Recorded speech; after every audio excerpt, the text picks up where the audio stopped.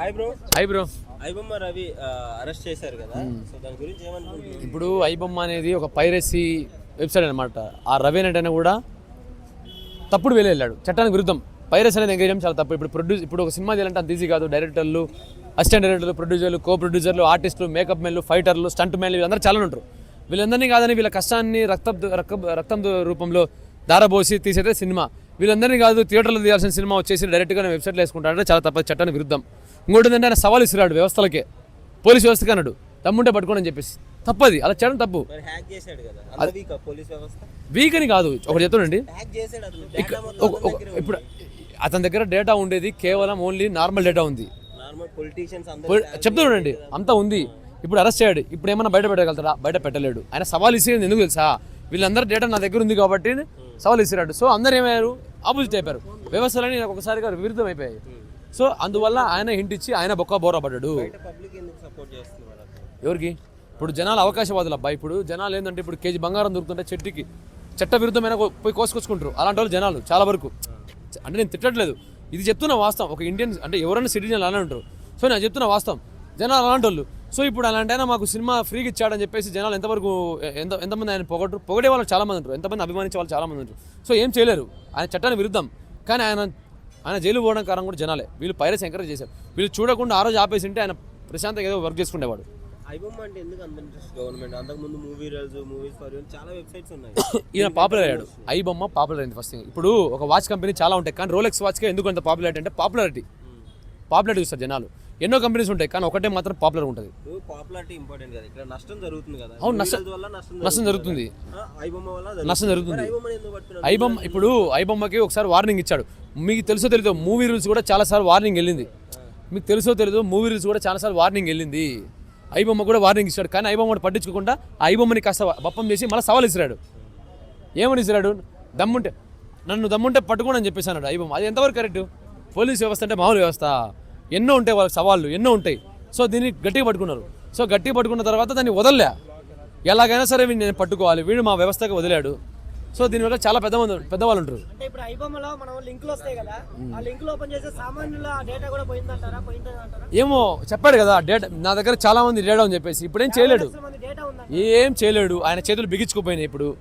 ఇప్పుడు ఈయన చూసి చాలా మంది వస్తామని చెప్పేసి అనుకుంటారు, కానీ అది రావాలన్నా కూడా ఈయనకి ఇచ్చే శిక్షను బట్టి ఉంటుంది. పోలీసు వాళ్ళు తీసుకుంటే శిక్షను బట్టే ఉంటుంది. ఇంకా ఏదైనా కానీ ఐబొమ్మ ఇచ్చాడు ఇందాక, బొప్పం క్లోజ్ చేశాడు పూర్తిగా. లేదు, పైరసీని ఎంకరేజ్ చేయకూడదు ఫస్ట్ థింగ్. అదే మిగతా వాళ్ళు ఎవరైనా ఉన్నా కదా, ఇప్పుడు ఈయనకి ఇచ్చే శిక్షను బట్టి ఉంటుంది. మిగతా వాళ్ళు క్లోజ్ చేసుకోవాలి, లేకపోతే ముందుకెళ్ళాలని చెప్పేసి. సో నా తెలిసినంత వరకు పైరసీని ఎంకరేజ్ చేయొద్దండి దయచేసి. అవును, ఎంకరేజ్ చేస్తారన్న. నేను చెప్పే కదా, జనాలు అవకాశవాదులు. పలానా దొరుకుతుందంటే ఫ్రీగా తీసుకుంటారు, వాళ్ళని మళ్ళీ పూజ చేసుకుంటారు. కానీ ఇప్పుడు ఏమైంది? అలాంటిది ఎంకరేజ్ చేసిన తర్వాత ఆయన జైలుకి వెళ్ళాడు, జనాలు బయట తిరుగుతున్నారు ప్రశాంతంగా. సో తప్పు జనాలది, పైరసీని ఎంకరేజ్ చేసింది వీళ్ళు. ఆయన దేవుడయ్యాడు కరెక్టే, కానీ జైలుకి వెళ్ళాడు పాపం. ఆయన లైఫ్ ఏమైపోయింది? ఇప్పుడు సామాన్యుల కోసం చేశాడన్న కాదనట్లేదు, కానీ చట్టాన్ని చేతులు తీసుకొని చేయడం చాలా తప్పది. చట్టాన్ని చేతులు తీసుకొని తప్పు చేస్తే అది మాత్రం తప్పే అవుతుంది. అది ఇప్పుడు నేను మీ దగ్గర 100 రూపాయలు దొంగతనం చేసి పేదోడికి ఇచ్చా తప్పు అవుతుంది. అది వాడి కడుపు నింపా, కానీ నీ కడుపు కొట్టా, ఒకటి కడుపు నింపితే మాత్రం తప్పే, చట్టానికి విరుద్ధం అది. ఒక్క నిమిషం, 2000 టికెట్లు అని మీరు అంటున్నారు కదా. ఫస్ట్ డే సినిమాకి వెళ్ళినప్పుడు చాలా మంది ఫ్యాన్సే ఉంటారు అక్కడ. దాదాపు వాళ్ళు ఎలా ఉంటారు? వాళ్ళ వల్లే టికెట్ రేటు పెరిగేది. టికెట్ రేటు పెంచేది వాళ్ళు కాదు, వీళ్ళే పెంచుతున్నారు చెప్పాలంటే. ఫ్యాన్స్ రూపంలో బానిసత్వం చేసి అభిమానులే టికెట్ రేటు పెరగడానికి కారణం. 2000 టికెట్ పెట్టినా కూడా ఫస్ట్ డే వెళ్తున్నారు, ఫస్ట్ డే వెళ్ళి ఫస్ట్ డే షో చూస్తున్నారు. 1 వీక్ వరకు పెడుతున్నారన్నా. ఇప్పుడు ఒక చెప్తాను, ఒక పెద్ద హీరో సినిమా తీసుకుందాం, మనకి చాలా మంది ఫ్యాన్స్ ఉంటారు, చాలా క్రేజ్ ఉంటుంది. 100 రూపాయలు టికెట్ పెట్టండి ఆ సినిమా హీరోకి, ఎవడు వెళ్ళడు. మా సినిమా హీరో ఏంది 100 రూపాయలు ఏంది, మా రేంజ్ ఏంది, తీరా 1000 రూపాయలు పెట్టంటారు. బ్లాక్లో 5000 పెట్టుకోండి అని చెప్పేసి 10 మంది చెప్పుకుంటాడు. వాడు చూసి ఒక 10 మంది తయారవుతారు. 5000 పెట్టుకున్న టికెట్ అంటే వాడు ఎంత టికెట్ రేటు పెంచితే వీడికి అంత అభిమానం పెరుగుతుందని చెప్పేసి వీడిని చూసి 10 మంది. సో తప్పు వాడిది కాదు, వీడు చూస్తున్నాడు.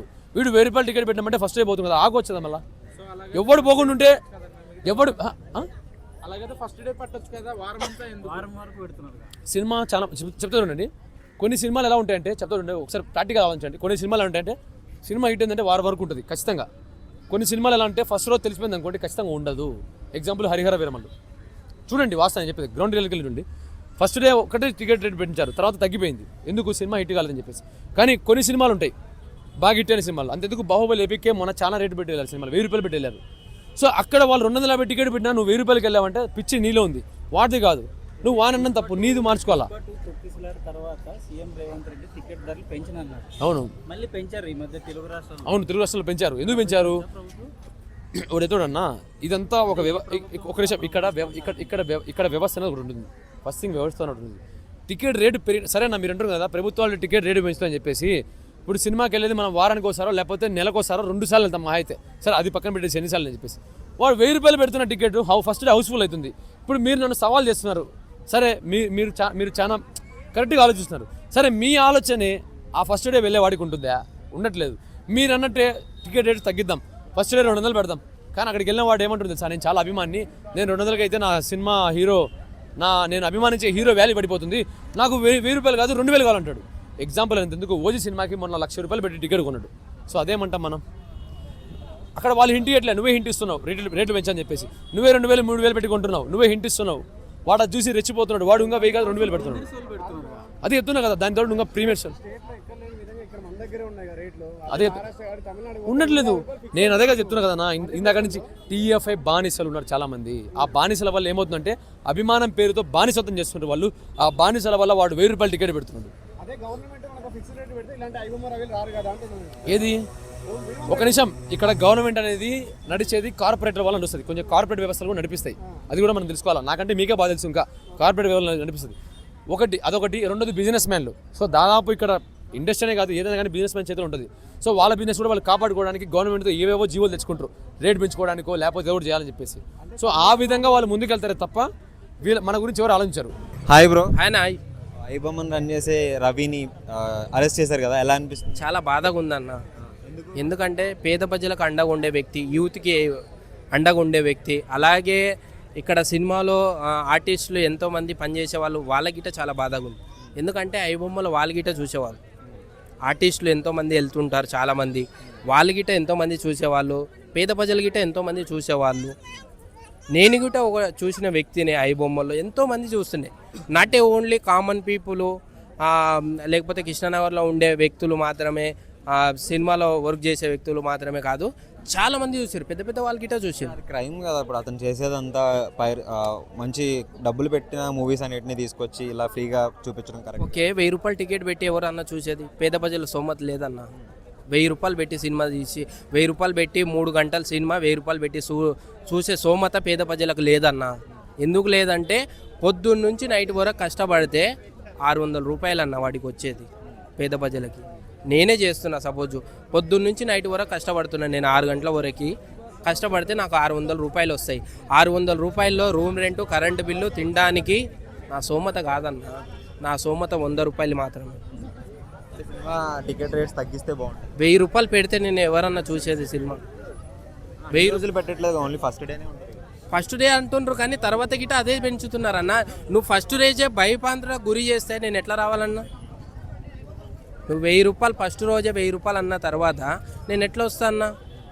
నాకు రవి అనే అతను, ఐబొమ్మ రవి అనే అతను అండగా ఉన్నాడు, పేద ప్రజల్లో అండగా ఉన్నాడు. సో ఎంతోమందికి యూత్కి అండగా ఉండే వ్యక్తి ఈరోజు అరెస్ట్ చేస్తే చాలా బాధ అనిపిస్తుంది. ఎందుకంటే అందులో చూసేవాళ్ళం, మాకు ఉపయోగపడ్డది. దానివల్ల చాలామంది మన డేటానే అతని దగ్గర ఉందని చెప్పాడు రవి. 5 కోట్ల మంది జనాభా డేటా నా దగ్గర ఉంది, నన్ను అరెస్ట్ చేస్తే ఇవన్నీ లీక్ అవుతాయని చెప్పేసి అన్నాడు. అది 100% కదా. ఇప్పుడు ఆయన ఓన్లీ రవి అనే వ్యక్తి, మనకి కూడా ప్రాబ్లమే, మన డేటా అతని దగ్గర ఉందని. 100% కదన్నా, చెప్పలేం. మరి ఎవరికైనా ట్రాన్స్ఫర్ చేయొచ్చు, ప్రాబ్లమే కదా మరి రవి. ప్రాబ్లమే అంటే మీరు ఎందుకు మళ్ళీ ఆయనని పట్టుకోవాలని చాలామంది వెళ్ళినారు కదా, పోలీసు వ్యక్తులు వీళ్ళందరూ చాలామంది ఆయనని వెంబటిస్తున్నారు కదా, నన్ను పట్టుకోలేరు, ఆయన భయపందరూ గురి చేసిండ్రు ఆయనని. అందు గురించి ఆయన ఒక సవాల్ వేసిండు అప్పుడు, ఎందుకు మీకు దమ్ముంటే నన్ను పట్టుకోండి మీరు పోలీసు వాళ్ళు అని ఒక సవాల్ వేసిండు. చూసినావా? ఆయన భయపందరూ గురి చేసినందుకే ఆయన సవాల్ ఇచ్చారు. డేటా ఉంది నా దగ్గర, మరి ఎవరికైనా ఇచ్చినా ఇచ్చేస్తాడు కదా. సో చేయడం కరెక్ట్ కాదంటారు మరి? తప్పన్నా. మాకు మాత్రం పేద ప్రజలకి, అలాగే ఆర్టిస్టులకి, ఇక్కడ కృష్ణానగర్లో ఉన్న ఆర్టిస్టులకి చాలా బాగా. చిరంజీవి ఇదంతా అంటున్నారు కదా, సో మేము కోట్లు పెట్టి సినిమా తీస్తున్నాము, దాన్ని మీరు ఫ్రీగా ఇలా పైరసీ చేస్తే కరెక్ట్ కాదు. ఒకటి 200 కోట్ల రూపాయలు పెట్టి సినిమా తీయండి అని ప్రజలు చెప్పిర్రన్న? చెప్పలేదు. మీకు రెవెన్యూ 300 కోట్ల రూపాయలు రెవెన్యూ హీరో గారికి ఇవ్వండి, హీరోనికి ఏమో ఇన్ని కోట్లు ఇవ్వండి అని రెవెన్యూ పెంచమని ప్రజలు చెప్పిర్రన్న? చెప్పలే కదా. మీరు చేసిండ్రన్న మీ ఇష్టానుసారంగా బడ్జెట్లు పెంచేసి మా మీద రుద్దుతారేమన్నా, ప్రజల మీద రుద్దుతారేందన్నా నాకు అర్థం కాదు. స్టార్టింగ్ డేలో పెడితే ఫుల్ అయిపోతున్నాయి కదా, 1000 పెట్టినా సరే కొన్ని చూస్తున్నారు కదా. పేద ప్రజలు వస్తున్నారన్న, ఫ్యామిలీస్ వస్తున్నారన్న. ఈరోజు ఫ్యామిలీస్ సినిమా థియేటర్కి వచ్చి సినిమా చూసి వెళ్తున్నారన్న. ఓన్లీ యూత్ మాత్రమే, కాలేజీ వెళ్ళే వాళ్ళు మాత్రమే, యూత్ మాత్రమే, డయాడ్ ఫ్యాన్స్ మాత్రమే ఈ 1000 రూపాయలు 2000 తగలేస్తుంది తప్పితే ఫ్యామిలీ ఆడియన్స్ అంత పెట్టి రాలేరన్న. Popcorn rate 180, cool drink rate 200, 50 రూపాయలేమో పార్కింగ్కి, 60 రూపాయలేమో వాటర్ బాటిళ్ళు. ఎవడన్నా వచ్చేది పేద ప్రజలు? 1000 రూపాయలు టికెట్ పేద ప్రజలు పెడతారా అన్న? ఫైనల్గా బ్లాక్ అయిపోయింది కదా ఐబొమ్మ, సో మళ్ళీ వస్తే బాగుంటుంది. మళ్ళీ బతికి వస్తుంది కదా. రవి అనే అతను బతికి వస్తాడు, వాళ్ళ టీం పెద్దది, మళ్ళీ బతికిస్తాడు.